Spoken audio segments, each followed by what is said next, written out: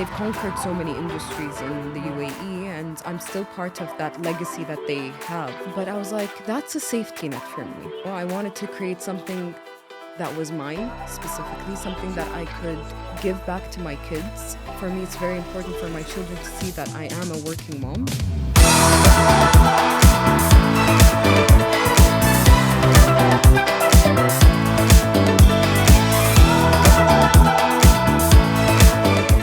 Hi, Funda here, third episode of Backstories with Entrepreneurs. Today we have Amna Al Habtoor. Hello. It's very hard not to laugh when I sit down with you. I know. actually, you're my first ever local friend, I might say.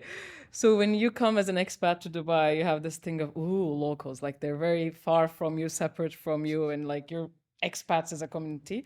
And you broke that for me. Like when I met you guys, you were like very genuine, and I felt really close to you guys immediately. So thank you for that. Thank you. Actually, it's been a pleasure meeting you guys. You've been a family since day one, literally. And I think we got along like we've known each other Yeah. since birth, basically. And I think when it comes to Emiratis, it's a bit of a stereotype. I Yeah. mean, it's just that maybe because we're such a small community, you don't get to meet as many. But yeah, welcome True. to the family. True. But I mean, it's you didn't make me feel like an outsider, so that was really nice because that was the judgment I had in mind beforehand. And I really like the Majlis culture too. I like sitting down with girls and chatting in the evening. It's really nice. It's all about the gossip sessions. Yeah, and that's what we have in Turkey actually with Turkish tea. So I didn't know that I would find that much similarity. So I like that a lot. No, I think with the cultures, there's so many similarities. I just think it's literally who you meet and how you get to meet them. And the Emirati culture is all about hospitality at the end of the day. So, yeah, we're a very welcoming society. It's just that you need to find us. Okay, don't exaggerate. I'm kidding. You are. I'm joking. The other thing, like you're in perfume industry, and when I came here, when I remember going to Dubai Mall, and I got dizzy from all the scents I received. Like it's this all the scents that my body is not used to. And the oud and everything, I'm like, I told my brother, take me home. This is too spicy, too heavy. Like I'm getting dizzy. And the more I stayed, I started to become that person also wearing that perfume. Now I'm using your perfume even. But like it's just I started to get used to it. I started to like it and enjoy it. But in the beginning it was something very unfamiliar to me. Like do you think we have very different sense, I think, in this part of the world? I think this part of the world, we love heavier scents because we're accustomed to it. It's something that we've been around or we've been brought up with for the longest time. Since birth, we've been introduced to ouds, musks, ambers, and they tend to be very heavy oils, to be specific. Put that aside from the heavy oils, we also do spray a lot of perfume. And we won't Yeah. spray one specific perfume, it's more than one. So you would catch me having 2 or 3 different perfumes in a day. I can close my eyes. I'm like, a local person passed. Exactly. Because the smell, the scent will smell like they I pass think through you. for us, it's the mystery behind the scent that we wear.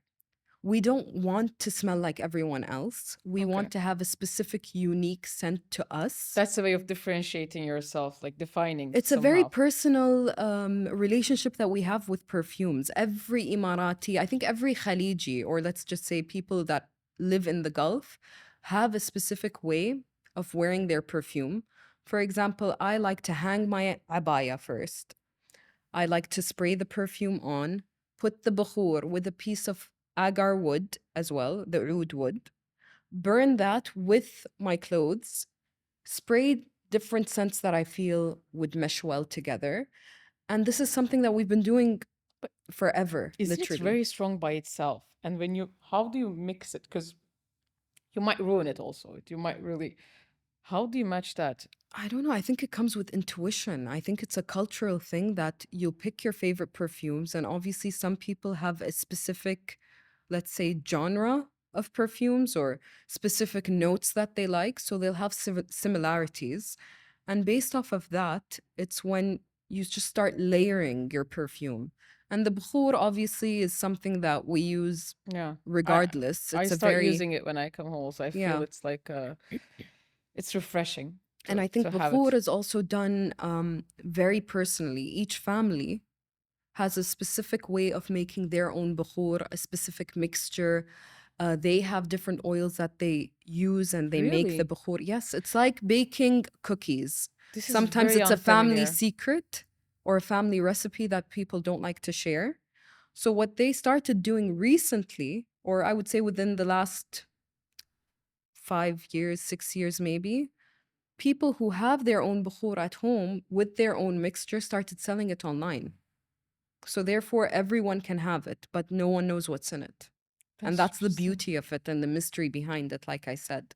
So This was your inspiration point to create a perfume brand? um, I would say that's more passion and more culture and heritage when it comes Mhm. to perfume. It's something that we've lived with again, something we've grown up with. But I would say my journey in perfumery In Arcadia. with Arcadia, well, let's just say it started way before Arcadia. 2012, I got married. And on my wedding day, I wanted to create something a little bit more exciting for my guests as a giveaway. I was like, why not create a perfume that represents my husband and myself? It was a unisex perfume that I created, and I worked obviously with a perfumer to because You don't I know. I didn't know anything about how to create a perfume from scratch. Yeah, I know how to mix different set perfumes. You know what I mean when it comes to Mhm, layering mhm. and putting on whatever it is. But for this occasion, I wanted something that would be very memorable to me, a scent that I can keep, a moment that I could keep in a bottle. And whenever I wanted to go back to this moment, I have that scent that reminds me of that day. So That's that true. was done. Memories and sense very connected. So Yes. like, So that you was know. 2012. And then in 2013, I gave birth to my first daughter. And I was like, okay, you know what? Maybe I'll create a scent for her as well. Oh, That was okay. Of course, I have to give you a little bit of background on the Emirati culture. And when women give birth in the hospital, it's like a whole, celebration. We decorate the place with flowers, there's same in catering. Turkey. Same in Yes. Turkey. And And we then give you have to, chocolate, or again, like wedding, we give something like exactly, you a, have to have something to give away to your guests. For me, I bottled a scent that I liked that represented my daughter. but this is not common though, right? This is what you Um, came up with, or no, is I it think common? it just depends on the person and what they feel Because like even the doing. wedding idea, or that we have this thing we're giving away, but it's more about, it's not never a perfume. I never heard Yeah. of perfume. I think for me, perfume was the the way to go because it was just more memorable, something you can keep and How do use. you create the moment into a scent, like the marriage, the kid? How do you I turn think it into a for something me, physical? it's all about the way that I feel. It's a lot about how I'm feeling when I'm creating perfumes. So again, going back to why I started Arcadia, my son was born, I made a candle. So after that, I was like, you know what? Maybe I do have a knack for creating scents and mixing things together. I think I should start a perfume brand. And this was, again, based on pure passion, things that I loved. I wanted to share with the world. And, starting off with creating the brand, I knew that it wasn't something that I wanted it to just stay in Dubai. I wanted it to be something that would go worldwide. I had a passion for bringing an Emirati brand that would top the charts in perfumery Are you worldwide. selling Arcadia internationally? Yes, we are. Oh, how people can reach out? So we have a website, obviously, and Mhm. on the website we're just delivering GCC, but we do have stores in. We're actually we have distributors that sell in different Okay, stores in different countries. countries. Yes. An annoying question, because I think people have that idea of locals again, or even not locals, but she is doing well, of why she should go through the struggle of creating something new. Everybody will be watching. It's can do good. It can, people might not like it. It's a risk, and then why you should bother. Yeah, I always was afraid of this question coming up, like, especially given the fact that my family is very well known here and they've conquered so many industries in the Mhm. UAE. And I felt like, okay, yes, I'm still part of that legacy that they have. And inshallah, God willing, it would continue. But I was like, that's a safety net for me. I wanted to create something that was mine specifically, something that I could give back to my kids. For me, it's very important for my children to see that I am a working mom. I do believe that you should be busy, you should have something to do.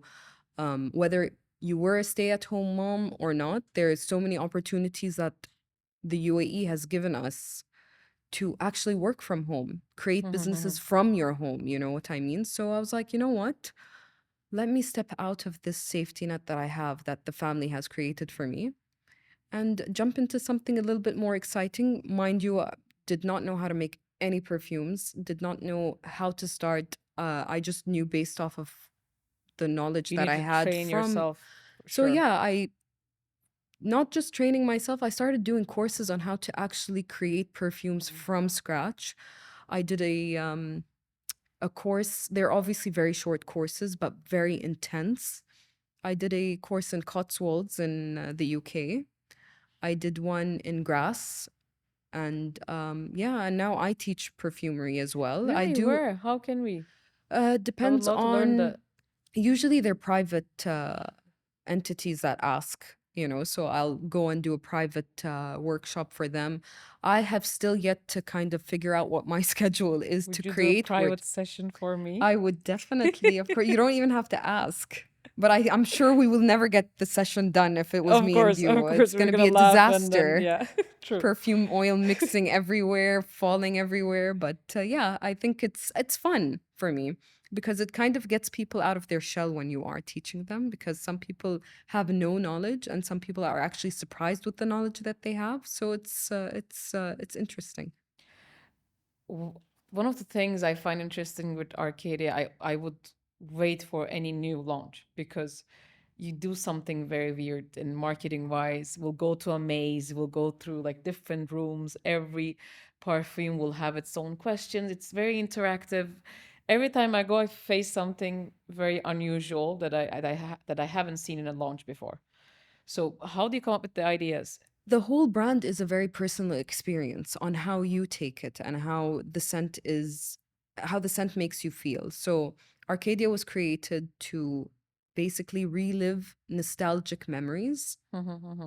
And for me to create a event that was very interactive, very immersive, it's always a walkthrough, it always keeps you on your toes. That was my goal, to keep people on their toes and break those boundaries a little bit, because we always go to events and you're, Yeah. put together and you know what to expect. But when it comes to our events, we actually kind of put people on a spotlight where they Exactly. don't I'm know like, I what to didn't know where to go. expect. There's a maze. There are different Exactly. rooms. They're like, we haven't seen this room. Have you seen this room? It was like, it was exciting. Exactly. I think it's just to kind of get people to break out of their shells, kind of connect with the scent. Some people don't connect with the scent, they just like it. Some people like to read the narratives behind each scent that we create. It's very poetic. And at the end of the day, it's just a piece of me through perfume that I'm sharing with everyone else. And I think a lot of people can relate to that. Like when you were saying with the maze, that was our addition to event that we did, where it was based off of the darker side of life. So people who struggle with mental health, people who struggle with sadness, loss. So it was basically to touch on these little things. And I feel like we did, accomplish what we wanted, because a lot of people loved that event. From the feedback that we got a lot of people that came back to the event 2 3 days later just to kind of sit and interact with the spaces that we created for them. Is it in your collection, your wedding perfume Yes. and your son's perfume? My son's not yet. My first daughter, no. But there are two. I can't tell you which ones though. But That's what I the wanted to wedding ask. Which one scent, is the the wedding wedding one? scent is called Infinity because I talk about it a lot in Infinity. other But interviews. the others, if they're not in the collection, then what do you mean It's that I cannot private. tell? It's private. It's Oh, okay. You're private. not gonna launch it for No, no. us. Last time we spoke, you were talking about your next project idea. Yeah. What is it? What's next? Do you want to talk about it? To be honest, there are so many things that come up in my head. Being a creative person, I feel like I have so many concepts that would come up and I'd pick one.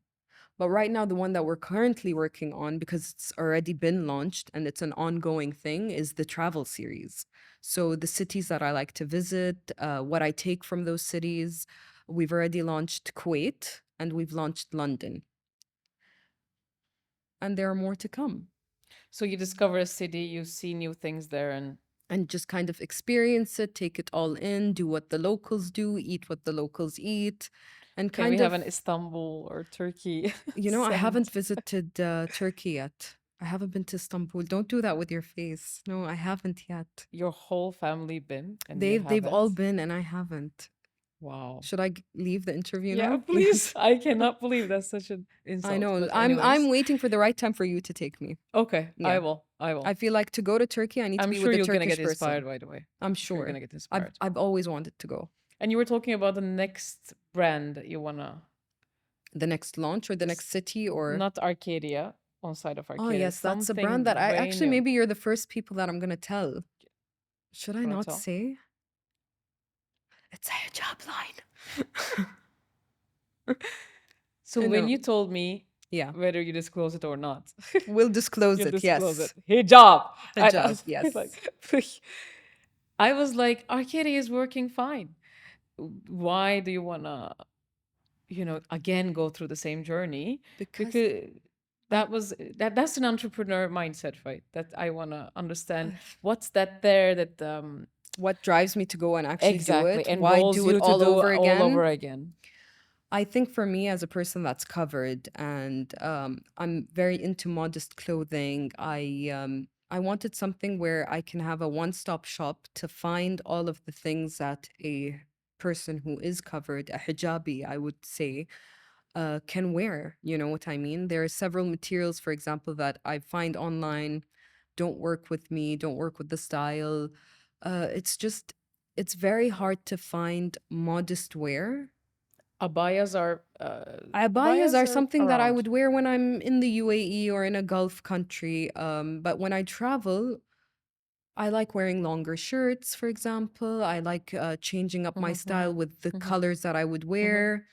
Um, just basically basics, For example, you'll have a shirt that's a bit opened. You have nothing to cover it up with. You can't really wrap a scarf around it to make it seem a little bit more less revealing. No, I get what's lack in the market, Yeah. but that still It's because doesn't drive other people to do, I can't find these things. I know, but it's still you have this drive of, what's the motivation there to build something again while you have something working I and you think can why grow? not? Why not? I mean, I have the means to do it. I know what I like, and I'm sure everyone else does like the same thing. It's more of a because the things that I find are always very basic or either too long, too short. What I would like to create is something where you find everything. Do you have the adrenaline rush when you don't know how it will end up and then you're creating something huge and I mean, that's always a weird I feeling. could open this and it does not work at all. Yeah. You know what I mean? But at least I can look at myself and say that I tried it out and I went for it. I went for something that my gut told me to. I think a lot of the stuff that I do is based on intuition and how I feel. Did you try something out and it didn't work out at all Um, during this journey? I think ages ago I've tried creating a abaya brand actually. Oh, really? This was like in 2007 or 8. Mm-hmm. I'm talking about years ago. Um, I just didn't know how to manage. I feel like I was very young at that time to actually be How old you were? opening. Well, I know I was still in university. Oh, okay. Yeah, and I You just were an couldn't. entrepreneur from a very I mean, like, I just from couldn't the start. balance, Yeah. studying and then owning a business. Although I had a great partner at the time, we both had the drive, but then I kind of fell back on what I was That's supposed to been be my doing. struggle too, because I jumped into the business before I did anything in corporate, and also everything I learned with doing mistake in the business, and Yeah. that has a cost, and you have to bear with it. It comes with a lot of guilt also that you have to, I think it You comes with a fall a lot lot of, in the beginning. yeah, I think it comes a lot with, am I good enough to do it? You start questioning yourself. What if I can't do it? Self-doubt. I've Because gone through all of it's that. easy to learn it. It's someone else's business when you know, you go there and you do mistake, but the Yeah, result there's is always not someone that can pick affecting up you that directly, right? exactly. So that's been a challenge for me, I could say, I when I think, to be honest, you will never know unless you try. That's something I believe in. And you should make mistakes. Obviously, not mistakes that cost you millions, Mhm. but if you don't make any mistakes, how are you going to learn? True. My base point was actually working for the family business at first. And I did make mistakes, but I did have people that came and helped me out. And a lot of what I know from the knowledge that I have is from my father, you know. And even he says, with all the knowledge that he has, he's made mistakes in Of the course, I mean, businesses. You there's know just what I it mean? doesn't exist. Exactly. There's no person that's had a foolproof plan on how to create the True. perfect business. True. Lovely having you.